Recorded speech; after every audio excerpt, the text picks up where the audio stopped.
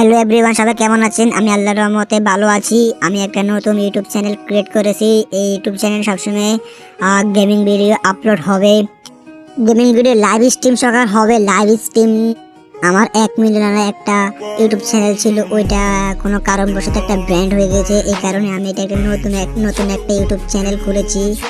এই চ্যানেলে ভালো ভালো ভিডিও আপলোড করা হবে। আর তোমরা পারলে আমাকে ভালো ভালো চ্যালেঞ্জ দিতে পারো, চ্যালেঞ্জ ভিডিও আপলোড করা হবে।